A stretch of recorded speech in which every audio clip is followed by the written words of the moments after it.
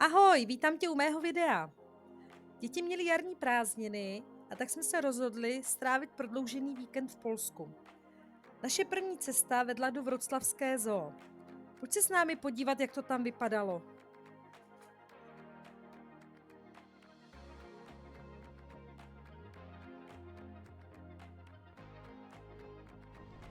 Tak už jsme na místě, jdeme koupit lístky, dneska mají akci na rodinnou vstupenku a potom půjdeme dovnitř.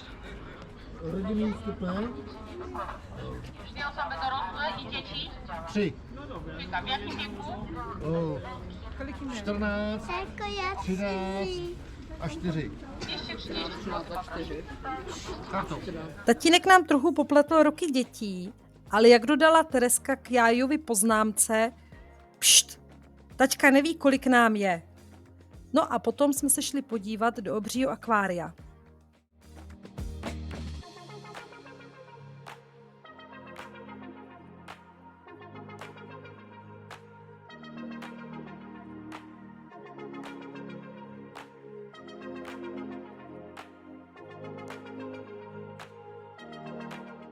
Tyhle rybky byly jen zahřívací kolo.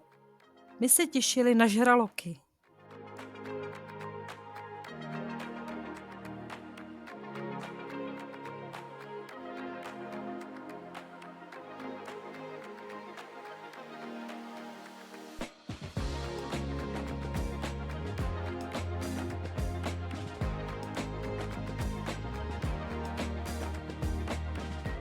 Tohle už byla jiná podívaná. Tady už jsme byli opravdu nadšení.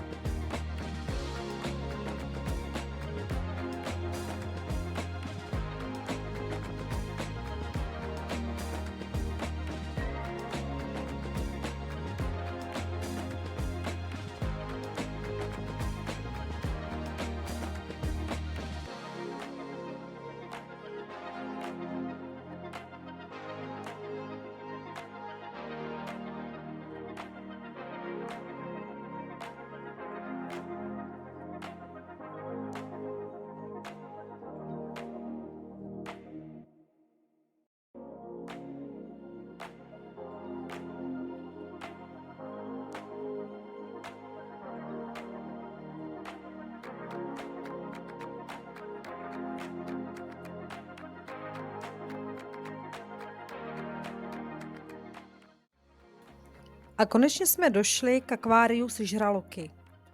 Bylo obrovské. Mají tam jednu velikánskou želvu a ryby plují nad vámi, protože procházíte skleněným tunelem.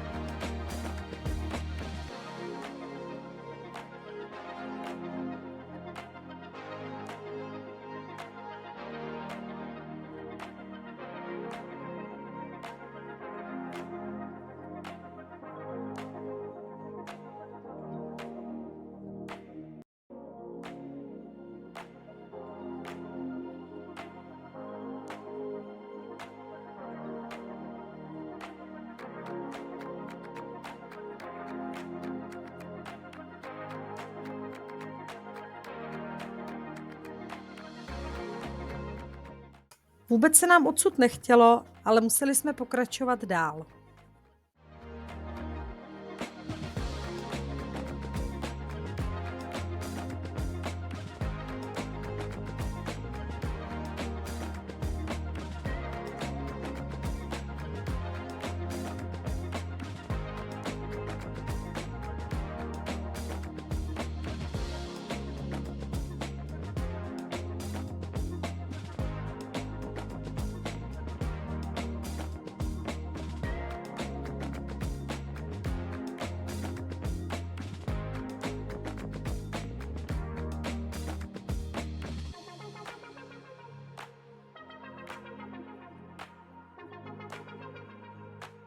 I přesto všechno kochání se nám povedlo stihnout představení z Lachtany. Hlavně dětem se to moc líbilo.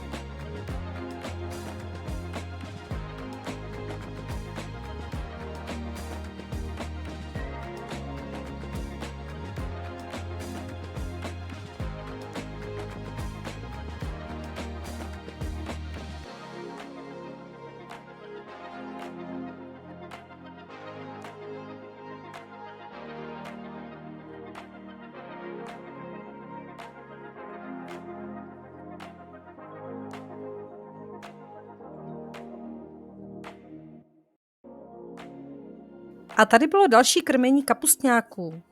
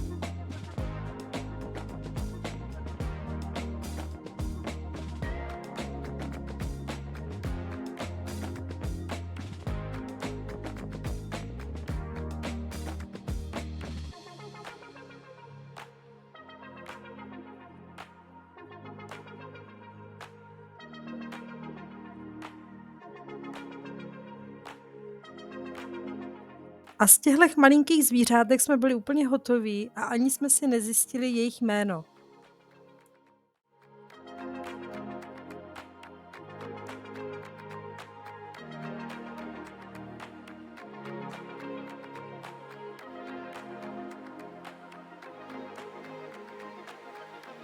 Pokud pojedete do zoo v zimě, nechte si kabáty a bundy v této šatně. Vy to bohužel zjistili až při odchodu. Takže kam jdeme teď? Půjdeme k netopírům.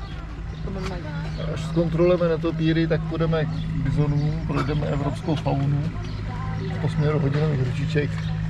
Budeme pokračovat. Dobře. Tak a tady jsme objevili netopíry. A hrozně to tady smrdí. Díky nim.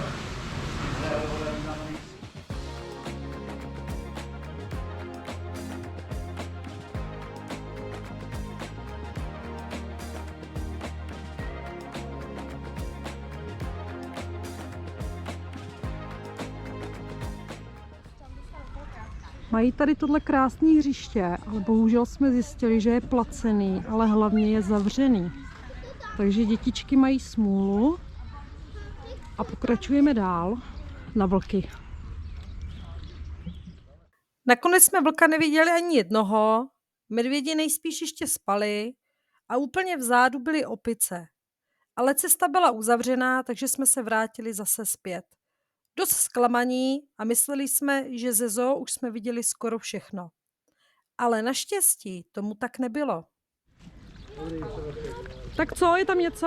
Mají tam rezatou sviní a okapy malou. Co tam je napsáno, se přečti tam, vole. No, Svině. A tam je rzecná. okapy Ompa Lumpa, protože má zkrácený nohy. Palumpa. Sviňku jsem nakonec viděla, ale k okapi jsem nešla. I když teď mě trošku vrtá hlavou, co mysleli těmi zkrácenými nožičkami.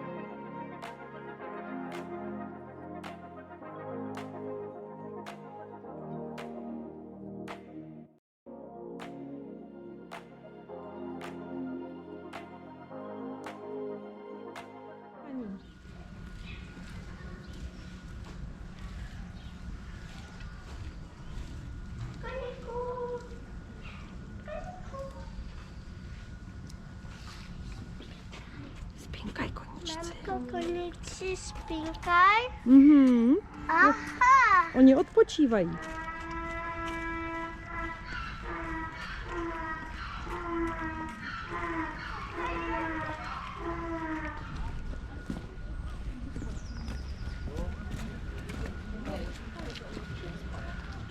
Dokonce i řeka Odra tu má svůj vlastní pavilon.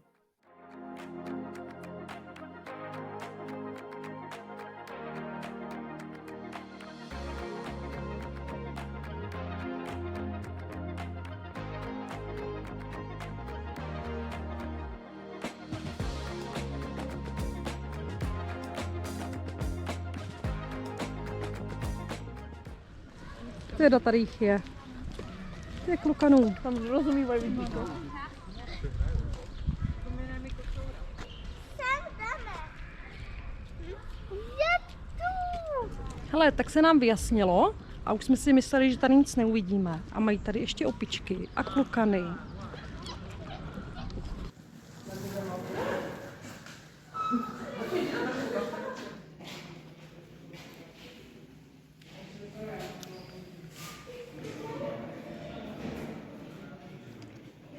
Tyjo, tady to je velký Teresko.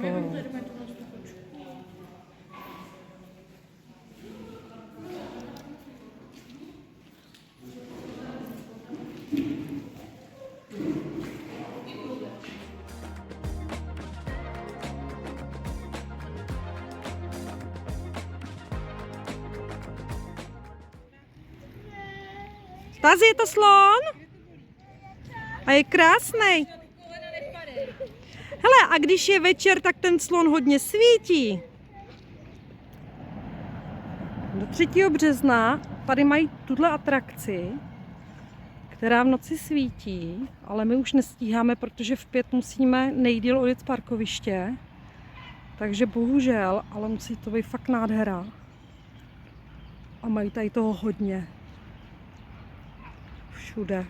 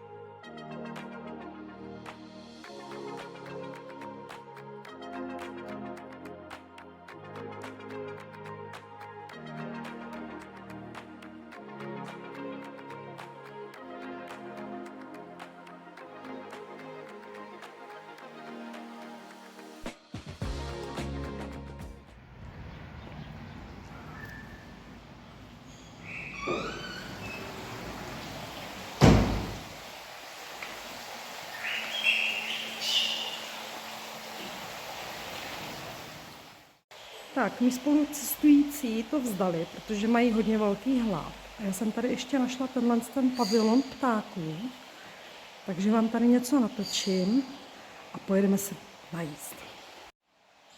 Já jsem tady úplně sama.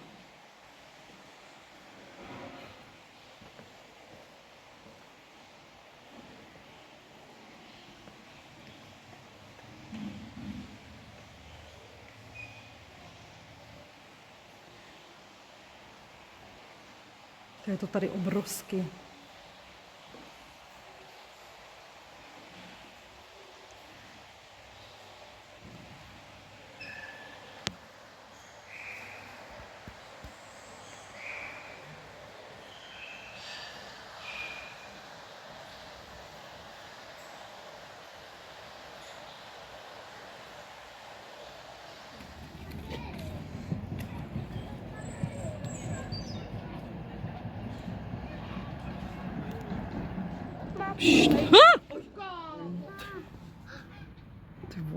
Ježišimaria.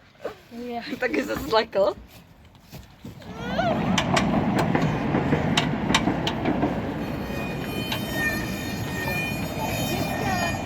Takže, dokud jsem plná zážitků, tak návštěvu zoo bych shrnula. Nejdřív wow, to byl ten podmořský svět, to byl úplně úžasný. Pak jsme se šli podívat na vlky a na medvědy, z toho jsme neviděli vlastně vůbec nic a už mě ta zoo přišla taková nudná. Ale pak jsme šli na druhou stranu a tam bylo plno opic, klokani, ptačí svět. Takže tak už bych řekla, že to stálo i za to.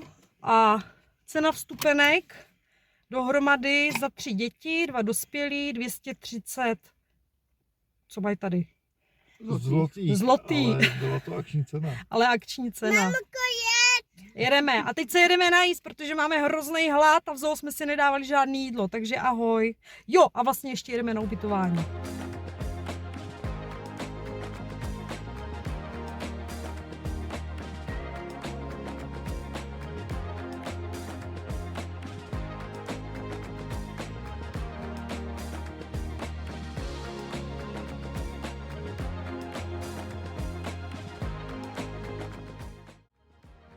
Děkuji moc za shlédnutí, like, odběr a příště ahoj!